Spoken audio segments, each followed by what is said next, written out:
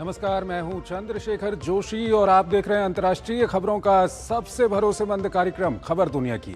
इस कार्यक्रम में हम आपको दुनिया भर की बड़ी और अहम अंतर्राष्ट्रीय खबरों से रूबरू कराते हैं और दो प्रमुख वैश्विक मुद्दों पर अपने विशेषज्ञ मेहमानों के साथ गहराई से चर्चा करते हैं। आज के एपिसोड में बात होगी रूस यूक्रेन युद्ध की, जहां अब लड़ाई सिर्फ मोर्चे तक सीमित नहीं रही बल्कि ऊर्जा ढांचे और तेल गैस प्रतिष्ठानों तक पहुंच चुकी है। इसके अलावा चर्चा करेंगे सूडान के उस गंभीर मानवीय संकट की, जहां सत्ता की लड़ाई अब नए रणनीतिक शहरों तक पहुंच चुकी है। एमनेस्टी इंटरनेशनल की ताजा रिपोर्ट ने तो और भी चिंता पैदा कर दी है। इन दोनों बड़ी चर्चाओं के साथ आपको दिखाएंगे भारत आई जापान की पीएम से मुलाकात के बाद क्या कहा पीएम मोदी ने। होंगी और भी दुनिया भर की अहम अंतर्राष्ट्रीय खबरें, लेकिन आइए सबसे पहले आपको दिखाते हैं इस वक्त की प्रमुख अंतर्राष्ट्रीय हेडलाइंस।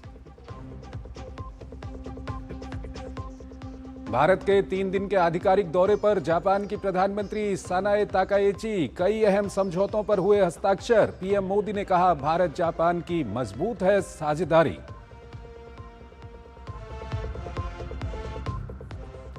खतरनाक हुआ रूस यूक्रेन युद्ध, कीव पर रूसी मिसाइलों और ड्रोन की बौछार।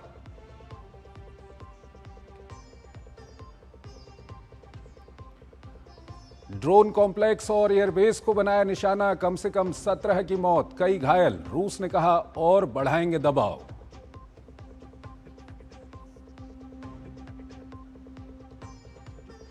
कतर ने कहा अमेरिका और ईरान के बीच अप्रत्यक्ष बातचीत में हुई प्रगति। खामनेई के अंतिम संस्कार के बाद अगले दौर की वार्ता संभव।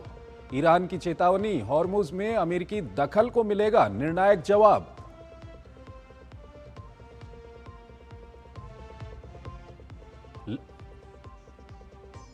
लेबनान के राष्ट्रपति ने इजराइल के साथ शांति वार्ता का किया बचाव, कहा किसी को भी नहीं सौंपेंगे एक भी इंच जमीन। इजराइल का फिलहाल लेबनान छोड़ने से इनकार।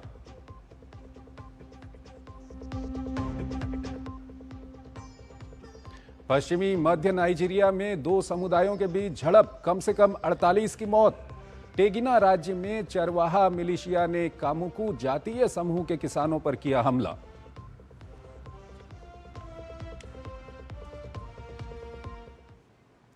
और आइए सबसे पहले आपको दिखाते हैं आज की सबसे बड़ी खबर। प्रधानमंत्री नरेंद्र मोदी ने भारत यात्रा पर आई जापान की प्रधानमंत्री सानाए ताकाएची से हैदराबाद हाउस में मुलाकात की। इस द्विपक्षीय मुलाकात में दोनों नेताओं ने आपसी हितों पर चर्चा की। भारत जापान अपने विशेष रणनीतिक संबंधों को और प्रगाढ़ कर रहे हैं।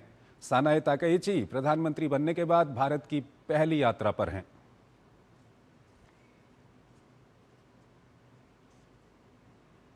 बाद में भारत जापान 16वीं वार्षिक बैठक में दोनों देशों के बीच फार्मा, बैटरीज, खनिज अन्वेषण, बायोगैस के विस्तार सहित एआई के क्षेत्र में सहयोग करने पर सहमति बनी। प्रधानमंत्री नरेंद्र मोदी ने जापानी प्रधानमंत्री सानाए ताकाएची को अपनी छोटी बहन कहकर संबोधित किया। प्रधानमंत्री नरेंद्र मोदी ने जापान के साथ 16वीं वार्षिक बैठक के बाद संयुक्त वक्तव्य के दौरान कहा कि वैश्विक हित के लिए इंडो पैसिफिक की सुरक्षा और स्वतंत्र नौवहन सुनिश्चित होना चाहिए। आज भारत और जापान दोनों ही विश्व की सबसे बड़ी इकोनॉमीज में से हैं। एक फ्री, प्रॉस्परस और रूल्स बेस्ड इंडो पैसिफिक हमारी साझा प्राथमिकता है। क्षेत्र की सबसे बड़ी डेमोक्रेटिक और मार्केट इकोनॉमीज के रूप में आज हमने कई महत्वपूर्ण पहल की हैं। इनसे हम मिलकर पूरे क्षेत्र में शांति, स्थिरता और प्रगति का मार्ग प्रशस्त करेंगे। वहीं नई दिल्ली में भारत जापान संयुक्त आर्थिक मंच की बैठक भी हुई। सम्मेलन को प्रधानमंत्री नरेंद्र मोदी और जापान की प्रधानमंत्री सानाए ताकाएची ने संबोधित किया। संयुक्त आर्थिक मंच की बैठक में दोनों देशों के दिग्गज बिजनेस लीडर्स शामिल हुए। इस अवसर पर पीएम और जापान की उनकी समकक्ष ने हरियाणा के खरखौदा में मारुति सुजुकी के नए प्लांट का उद्घाटन भी किया। आर्थिक मंच को संबोधित करते हुए प्रधानमंत्री ने भारत जापान आर्थिक साझेदारी और इसमें विस्तार की संभावनाओं पर चर्चा की। पीएम ने कहा कि दोनों देश मिलकर विभिन्न क्षेत्रों में मजबूत वैश्विक सप्लाई चेन विकसित कर सकते हैं। पिछले 4 वर्षों से Japan bank for international cooperation JBIC का सर्वे दिखाता है कि भारत जापानी बिजनेस के लिए मोस्ट प्रॉमिसिंग डेस्टिनेशन रहा है। आज मैं आप सभी के साथ साझा करना चाहता हूं, मेरा ऑफिस यानी PMO एक डेडिकेटेड जापान बिजनेस वीक का आयोजन करेगा। इसमें PMO के वरिष्ठ अफसर आपके साथ विचार विमर्श करेंगे, बैठेंगे, आपकी समस्याओं को समझने के लिए और ईज ऑफ डूइंग बिजनेस और बढ़ाने के लिए आपसे खुले मन से चर्चा करेंगे। और वहीं जापान के प्रधानमंत्री ने प्रधानमंत्री नरेंद्र मोदी के नेतृत्व की सराहना की। साथ ही उन्होंने ग्रामीण संसाधनों को ऊर्जा में बदलने के सहकारी मॉडल पर जोर दिया। Prime Minister Narendra Modi has promoted the vision of transforming rural resources into energy by harnessing the strength of cooperative institutions. I firmly believe that this vision holds the key to unlocking a new future for both rural development and energy security in India. Based on this vision, Prime Minister Narendra Modi and I are pleased to launch the Japan-India CBG initiative as a new joint project through cooperative institutions. और आइए आपको लिए चलते हैं अगली बड़ी खबर की ओर। रूस यूक्रेन युद्ध लंबे समय से चल रहा है, लेकिन न जंग थम रही है और न ही दोनों पक्ष पीछे हटने को तैयार हैं। अब लड़ाई सिर्फ मोर्चे पर नहीं बल्कि तेल, गैस और ऊर्जा ढांचे पर भी पहुंच चुकी है, जहां ड्रोन और मिसाइलें नई रणनीति बन गई हैं। यूक्रेन रूस की आर्थिक ताकत पर चोट कर दबाव बढ़ाना चाहता है, जबकि रूस भी कीव पर लगातार बड़े हमले कर जवाब दे रहा है। आखिर क्या ये बढ़ता इंफ्रास्ट्रक्चर वॉर किसी समाधान की ओर बढ़ेगा या संघर्ष को और लंबा खींच देगा? ये रिपोर्ट देखिए, फिर इस पर अपने विशेषज्ञ मेहमान से हम चर्चा करेंगे। रूस यूक्रेन के बीच पिछले 4 साल से जंग जारी है। इस दौरान रूस यूक्रेन के कुछ क्षेत्रों पर बढ़त बनाने में सफल जरूर हुआ है, लेकिन उसे पूरी तरह से झुकाने से बहुत दूर नजर आ रहा है। यूक्रेन भी रूस को रोकने के लिए भीतर तक हमले कर दबाव बनाने की भरपूर कोशिश कर रहा है, लेकिन ये भी अपर्याप्त है। युद्ध जारी रखने के लिए तेल और गैस रूस की सबसे बड़ी ताकत हैं। अब यूक्रेन ने इस क्षेत्र को चोट पहुंचाकर रूस को अप्रत्यक्ष रूप से कमजोर करने के लिए हाल के दिनों में लंबी दूरी के ड्रोन हमले बढ़ा दिए हैं। तेल रिफाइनरियों, ईंधन डिपो और सप्लाई नेटवर्क को खास तौर से निशाना बनाया जा रहा है। रूस के कुछ इलाकों में इसके प्रभाव भी दिखाई देने लगे हैं। इन इलाकों में पेट्रोल की कमी, लंबी कतारें और अस्थायी बिजली व ईंधन संकट जैसी समस्याएं खड़ी हो गई हैं। क्रीमिया जैसे क्षेत्रों में सप्लाई लाइनें पहले से ही कमजोर हैं, इसलिए यहां अधिक प्रभाव दिखाई दे रहा है। यूक्रेनी राष्ट्रपति वोलोदिमीर ज़ेलेंस्की अपने समकक्ष व्लादिमीर पुतिन को बातचीत की मेज पर लाने और यूक्रेन के लिए बेहतर शर्तें हासिल करने के मकसद से रूस पर ताबड़तोड़ हमले कर रहे हैं, लेकिन यूक्रेनी हमले रूस को रणनीतिक रूप से पीछे हटने पर मजबूर नहीं कर पा रहे हैं। पुतिन भी मान रहे हैं कि यूक्रेनी हमलों से तेल आपूर्ति बाधित हुई है, लेकिन वो अपनी शर्तों में कोई नरमी नहीं दिखा रहे। दबाव की रणनीति सिर्फ यूक्रेन ही नहीं बल्कि रूस भी लगातार अपनाए हुए है। रूस भी यूक्रेन के ऊर्जा ढांचे और सप्लाई लाइनों पर हमला कर रहा है ताकि उसकी सेना और आम जनता दोनों पर असर पड़े। यानी ये एक तरह का इंफ्रास्ट्रक्चर वॉर बन गया है, जहां दोनों देश एक दूसरे की आर्थिक और सप्लाई व्यवस्था को तोड़ने की कोशिश कर रहे हैं। यूक्रेन के बढ़ते हमले के जवाब में रूस ने गुरुवार को राजधानी कीव पर कहर बरसाया है। ड्रोन और मिसाइल हमलों में कम से कम 17 लोगों की मौत हो गई है। रात भर हुए रूसी हमले में यूक्रेन के प्रमुख अनुसंधान केंद्रों में से एक पलाडिन इंस्टीट्यूट ऑफ बायोकेमिस्ट्री को भारी नुकसान पहुंचा है। वहीं रूस ने कई प्रतिष्ठित सैन्य ठिकानों को निशाना बनाने का दावा किया है।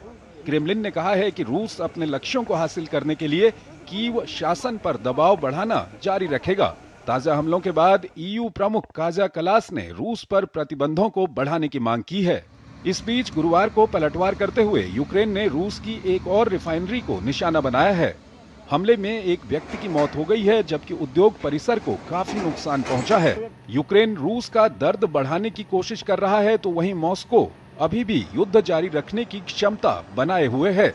रूस चाहता है कि यूक्रेन नाटो का सदस्य न बने, सीमा पर अपनी सेना की संख्या सीमित करे और रूसी कब्जे वाले यूक्रेनी क्षेत्र को मान्यता दी जाए। लेकिन ज़ेलेंस्की इसके लिए तैयार नहीं है, इसलिए संघर्ष लंबा खिंचता जा रहा है। और रूस यूक्रेन युद्ध के ताजा अपडेट पर बात करने के लिए हमारे साथ जुड़ रहे हैं lieutenant general retired Sanjay Kulkarni, विदेशी और सामरिक मामलों के जानकार हैं। संजय जी, बहुत बहुत स्वागत है आपका हमारे इस कार्यक्रम में। संजय जी, पहला सवाल यही है कि इतना लंबा समय हो गया, लेकिन नई नई रणनीति वहां पर देखने को मिल रही है और अब तो यूक्रेन जो है वो रूस को बड़े जख्म भी दे रहा है। हालांकि रूस यूक्रेन के ऊपर काफ़ी बड़े हमले भी कर रहा है। क्या कुछ कहेंगे इस ताज़ा स्थिति पर? बहुत बहुत धन्यवाद चंद्रशेखर जी।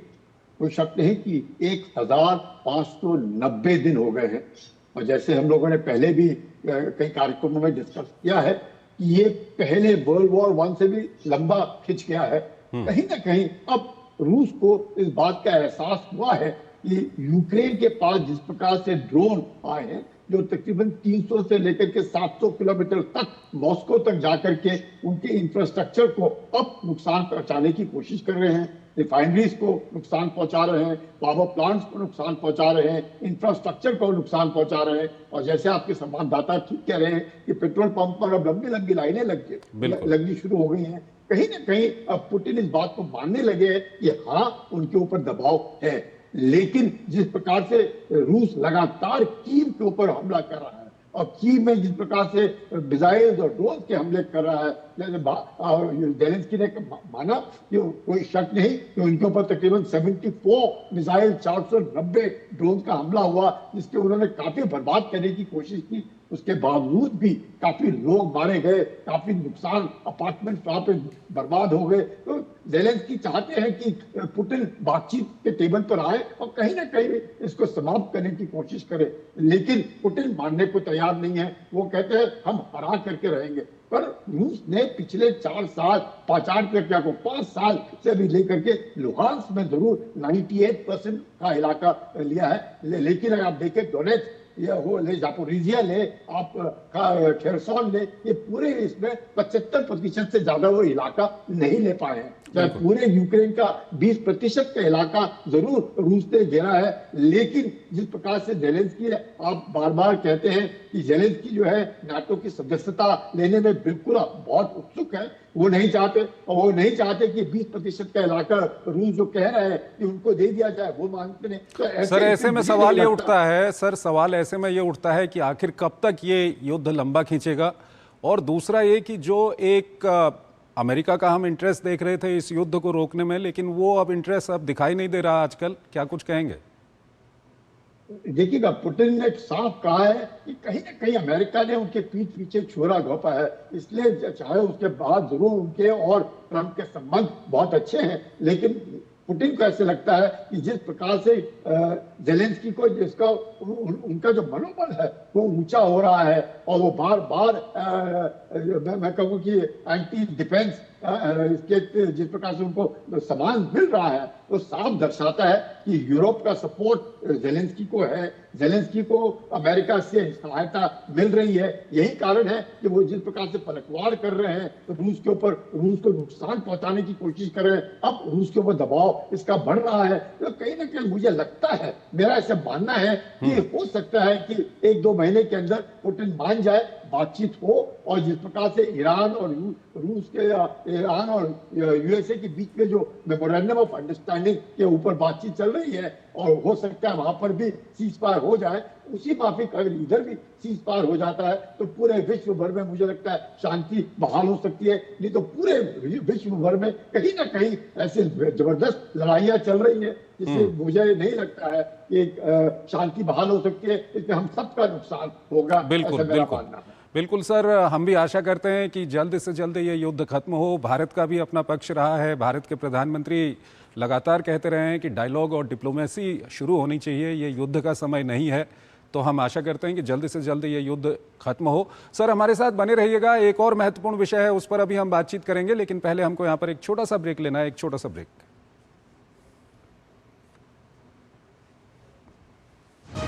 जिंदगी एक गणित है और भविष्य एक कैलकुलेशन। आपके चारों तरफ तैरती हुई खबरें एक मकड़ जाल की तरह है। देखते तो हम बहुत कुछ हैं, लेकिन सच कितना जानते हैं? क्योंकि सच तालों में बंद है। इसी सच को हम आपके लिए डीकोड करेंगे। स्वागत है आपका ब्रेक के बाद। आइए अगली बड़ी खबर की ओर आपको लिए चलते हैं। दो जनरलों की सत्ता की लड़ाई ने सूडान को दुनिया के सबसे बड़े मानवीय संकटों में बदल दिया है। अब लड़ाई का नया केंद्र बना है रणनीतिक शहर अल उबैद, जहां आरएसएफ की बढ़ती गतिविधियों ने चिंता बढ़ा दी है। इस सब के बीच एमनेस्टी इंटरनेशनल की ताजा रिपोर्ट में अल फाशर में नागरिकों के खिलाफ हत्या, अपहरण और बलात्कार जैसे गंभीर युद्ध अपराधों के आरोप लगाए गए हैं। सवाल यह है कि क्या अंतर्राष्ट्रीय समुदाय इस संकट को रोकने के लिए अब कोई ठोस कदम उठाएगा? आइए आपको ताजा घटनाक्रम से जुड़ी एक रिपोर्ट दिखाते हैं और फिर इस पर अपने विशेषज्ञ मेहमान से चर्चा करेंगे। 2023 से दो जनरलों की लड़ाई में खून से नहाया सूडान अब एक बड़े मानवीय संकट में बदल गया है। एक तरफ सूडानी सेना है तो दूसरी ओर अर्धसैनिक बल रैपिड सपोर्ट फोर्स देश की सत्ता और प्राकृतिक संसाधनों पर कब्जा जमाने के लिए एक दूसरे पर बंदूकें ताने हुई हैं। युद्ध ने दसियों हजार लोगों की जान ले ली है और लाखों लोग अपना घर बार छोड़ने पर मजबूर हैं। चंद महीने पहले अर्धसैनिक बल आरएसएफ उत्तर दारफूर के शहर अल फाशर पर कब्जे की रणनीति को अब एक और शहर अल उबैद पर अपनाए दिखाई दे रहा है। सूडान के पश्चिमी और मध्य हिस्सों को जोड़ने वाला यह शहर रणनीतिक तौर पर काफी अहम माना जा रहा है। अगर यह शहर गिरता है तो पूरे देश में आवाजाही और आपूर्ति व्यवस्था पर बड़ा असर पड़ेगा।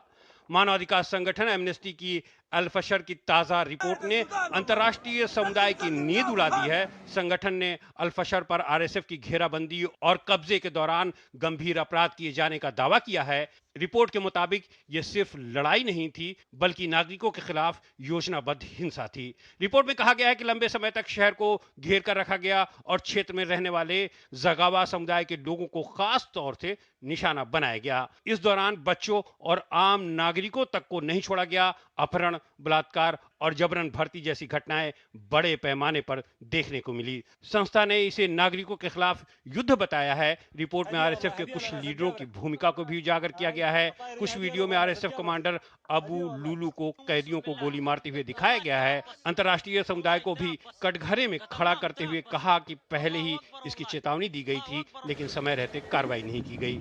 सूडान गृह युद्ध के तेजी से बिगड़ते हालात के मद्देनजर अमेरिका ने चेतावनी दी है कि वैश्विक समुदाय सिर्फ देखता नहीं रह सकता है। अमेरिका ने कुछ प्रतिबंध जरूर लगाए हैं, लेकिन आलोचकों को लगता है युद्ध रोकने के लिए इतना सा कदम पर्याप्त नहीं है। यह संघर्ष अब सिर्फ सूडान तक सीमित नहीं रहा, बल्कि इसे एक प्रॉक्सी वार कहा जा रहा है। कई देशों पर अलग अलग पक्षों को समर्थन देने का आरोप लगता है। संयुक्त अरब अमीरात पर आरएसएफ को हथियार और मदद देने के आरोप हैं, जबकि मिस्र और तुर्की पर सेना के समर्थन की बात कही जा रही है। हालांकि ये सभी देश ऐसे आरोपों का लगातार खंडन करते रहे हैं। आरएसएफ के मुखिया जनरल मोहम्मद हमदान दगालो हैं। पश्चिमी सूडान इस अर्धसैनिक बल का मजबूत गढ़ माना जाता है। दारफूर के बड़े हिस्से पर इसका प्रभाव और सैन्य मौजूदगी है। संगठन ने इसी इलाके के अल फाशर जैसे शहरों पर महीनों की घेरेबंदी के बाद आरएसएफ ने नियंत्रण हासिल किया था। कुछ मध्य क्षेत्रों में भी उनकी मजबूत पकड़ बताई जाती है। पूर्वी और उत्तरी हिस्सा एसएएफ यानी सूडानी सेना का मजबूत गढ़ माना जाता है। तो लगातार हालात बिगड़ते जा रहे हैं सूडान में। Lieutenant general retired Sanjay Kulkarni, सामरिक और विदेशी मामलों के जानकार, हमारे साथ जुड़े हुए हैं। संजय जी, सूडान को लेकर के कई सारे हमने कार्यक्रम किए हैं, आपसे भी हमारी लगातार सूडान के हालात को लेकर के बातचीत होती रही है, लेकिन हम देख रहे हैं कि हालात लगातार वहाँ पर ख़राब होते जा रहे हैं और एमनेस्टी इंटरनेशनल की जो रिपोर्ट आई है वो तो बहुत ही चिंता पैदा करने वाली है। क्या कुछ कहेंगे? शेखर जी, कोई शक नहीं, 1.5 लाख से भी ज्यादा लोग मारे जा चुके हैं। 140 लाख लोग बेघर हुए हैं। 90 लाख लोग सूडान के अंदर उनकी हालत खस्ता है। 24 लाख लोगों से ज्यादा लोगों को खाने का लोग तरस रहे हैं। विश्व भर में हम लोग शायद सूडान के बारे में आप ही हैं जो चर्चा कर रहे हैं, लोग नहीं जानते वहां पे इतना बुरा हाल है। और ऐसे दो जनरलों के बीच में जो लड़ाई चल रही है, जबकि दोनों ने मिल करके पुरानी सत्ता को हटाया, और उस सत्ता को हटाने के बाद जिस प्रकार से दोनों के बीच में सूडान को लेकर के एक तरीके से जबरदस्त लड़ाई चल रही है, और अब ड्रोन की लड़ाई, ऐसा प्रिसीजन, ऐसे लाखों लोगों को बेघर करना, या अब हम सब जानते हैं कि सूडान को लेकर के किस प्रकार से 1956 में ये जब देश आजाद हुआ इजिप्ट और यूके से लेकर के, इसलिए जैसे आपके संवाददाता कह रहे हैं कि सूडान के आर्म फोर्सेस को इजिप्ट के द्वारा कहीं ना कहीं कहा जाता है, उसको सपोर्ट मिलता है, लेकिन कहीं ना कहीं कहा जाता है कि रैपिड सपोर्ट फोर्स जो है जगालो जंगल का, उसको यूएई के द्वारा सपोर्ट मिलता है, क्योंकि वो वहां से सोना कहीं ना कहीं निर्यात करते हैं, कहीं ना कहीं उनके दोनों के बीच में कुछ संबंध है। इसको लेकर के जिस प्रकार से लगातार ड्रोन के द्वारा नुकसान पहुंचाया जा रहा है, मुझे लगता है वाकई सूडान खुद 2011 में एक साउथ सूडान बन गया, जहां पे तेल है, और तेल के कारण वहां पे कम से कम समृद्धि है, और वहां के लोग क्रिश्चियन है। यहाँ पे लोग इस्लामिक होने के बावजूद भी अरब और इस्लाम, उन दोनों के बीच में जबरदस्त घमासान लड़ाई हो रही है, और लाखों औरतों के साथ बलात्कार, बहुत ही नाजुक स्थिति है सूडान में। मुझे लगता है सर, यहाँ पर एक महत्वपूर्ण सवाल यह आता है कि अमेरिका ने थोड़ा बहुत कोशिश तो की है, लेकिन वो कोशिश काफ़ी नहीं कही जा सकती है, क्योंकि इसमें आरएसएफ और जो सूडानी सेना है उनका अगर हम सपोर्ट करने वाले देशों को देखें तो यूएई की बात करें, इजिप्ट की बात करें, टर्की की हम बात करें, अमेरिका इन पर दबाव बना सकता है, लेकिन ऐसा कुछ हो नहीं रहा है। जबकि रूस यूक्रेन युद्ध को लेकर के पूरी दुनिया के मीडिया में बहुत कुछ छाया रहता है, पश्चिम एशिया को लेकर के बहुत कुछ छाया रहता है, लेकिन सूडान पर किसी का ध्यान नहीं है अंतर्राष्ट्रीय समुदाय का। सर बिल्कुल चंद्रशेखर जी, आपने बिल्कुल ठीक कहा, क्योंकि यूक्रेन रूस की लड़ाई लेकर के, ईरान इजराइल यूएसए की लड़ाई को लेकर के सब जगह बातचीत होती है, और वहां पर अगर आप कहें सिर्फ अगर 10 लाख लोग बेघर हो जाते हैं तो हल्ला गुल्ला दुनिया भर में होता है। यहाँ पे 140 लाख लोग बेघर, और 2023 से लगातार उनके बुरे हाल, औरतों का पता ही नहीं चल रहा क्या हो रहा है उधर। और जिस प्रकार से रैपिड सपोर्ट फोर्स और सूडान आर्म फोर्सेस के बीच में जो लड़ाई हो रही है, वाकई जो स्थिति है बहुत बहुत नाजुक है, पर लेकिन किसी को पता नहीं। उम्मीद करते हैं कि एमनेस्टी इंटरनेशनल, यूएन, और जिस प्रकार से अब आप जो है पूरे विश्व को बताने की कोशिश कर रहे हैं कि लाखों लाखों लोगों को वहां पे खाना पीना, बहुत ही मतलब ऐसी स्थिति, इतनी बुरी, इतना बुरा हाल विश्व में कहीं नहीं हो रहा जितना सूडान में हो रहा है। लेकिन उसके बावजूद भी अमेरिका हो या बाकी देश हो, सब कुछ बोलते हैं पर कुछ कर नहीं रहे, और अब धीरे धीरे करके इनको ड्रोन मिल रहे हैं, और उन ड्रोन के द्वारा और स्थिति जो है नाजुक होती जा रही है। एक दूसरे को बहुत प्रहार हो रहा है, एक दूसरे को मारा जा रहा है, कई अरबों को और इस्लामिक लोगों के बीच में जबरदस्त लड़ाई चल रही है। कहीं ना कहीं औरतों को बलात्कार करके उनको अरबी बच्चे पैदा करने में जबरदस्ती की जा रही है। तो हालत बहुत खराब है, और बहुत अच्छी बात है कि आपने कम से कम विश्व का जो इस मामले को लेकर के नजर लाया जा रहा है। ठीक है सर। सर बहुत बहुत शुक्रिया आपका, आप हमारे इस कार्यक्रम में जुड़े और दोनों ही महत्वपूर्ण विषयों पर आपने अपना महत्वपूर्ण विश्लेषण हमारे दर्शकों के साथ साझा किया। इसी के साथ अंतर्राष्ट्रीय खबरों के हमारे इस खास कार्यक्रम को हम यहीं पर समाप्त करते हैं, लेकिन जाते जाते आपको छोड़ जाते हैं आज की कुछ और महत्वपूर्ण और बड़ी अंतर्राष्ट्रीय खबरों के साथ। आप इन खबरों को देखिए और हमारी पूरी टीम को इजाजत दीजिए। नमस्कार।